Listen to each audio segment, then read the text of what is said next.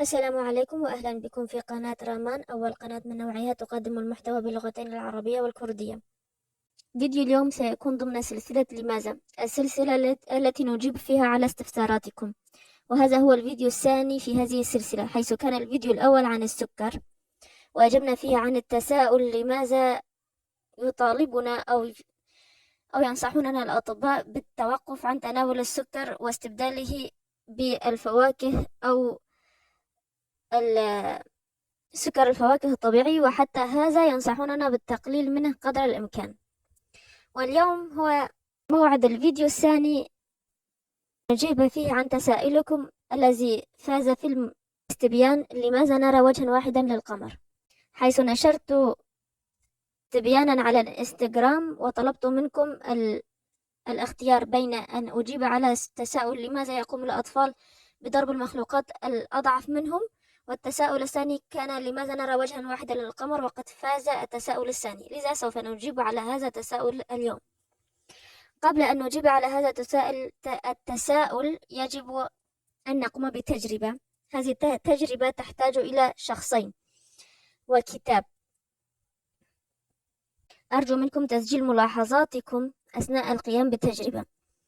يقوم الشخص الأول بالإمساك بالكتاب على طول ذراعيه، ويكون الوجه الأمامي للكتاب مقابل وجهه، بينما يقف الشخص الآخر في زاوية الغرفة ويكون الوجه الخلفي للكتاب مقابل وجهه.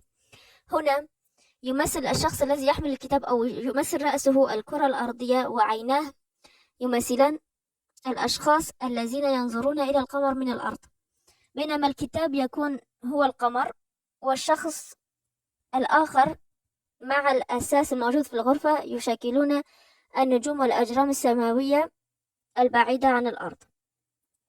إذا قام الشخص الذي يحمل الكتاب بالدوران حول نفسه دورة كاملة والكتاب في يده ممدود، فهو لن يرى سوى وجها واحدا للقمر، وسيرى أن القمر لا يدور، على عكس الشخص الذي يقف في زاوية الغرفة، فهو قد تمكن من رؤية جميع جوانب الكتاب، وبالنسبة له فإن القمر يدور.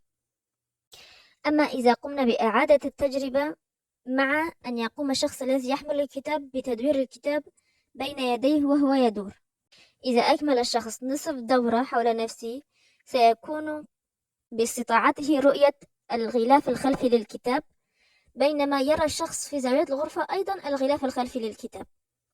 وإذا أكمل 3/4 دورة سوف يرى الكتاب وهو منحرف بزاوية معينة، والشخص الذي يقف في زاوية الغرفة أيضا سوف يرى الكتاب بزاوية منحرفة.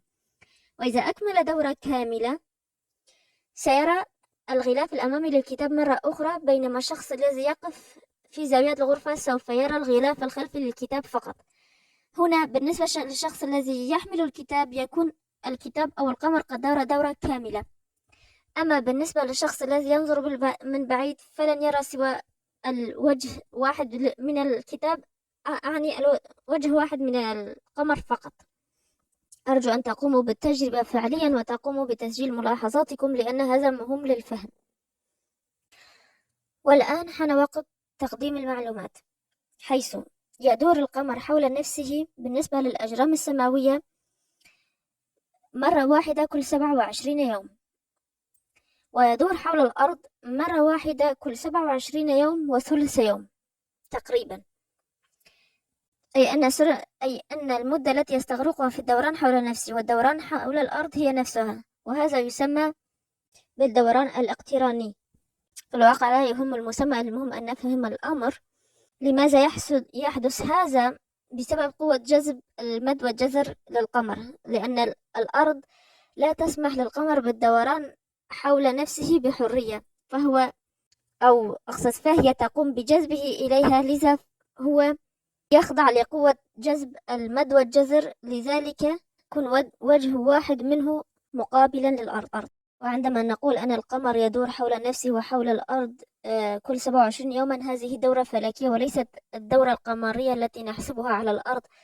عندما نقوم بحساب الأشهر القمرية فهو يدور حول الأرض في 29 يوما ونصف تقريبا.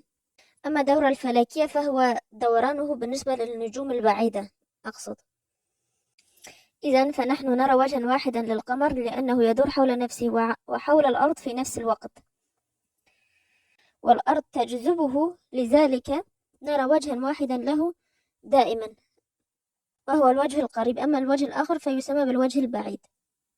ولا تنسوا القيام بالتجربة لتفهموا الأمر أكثر.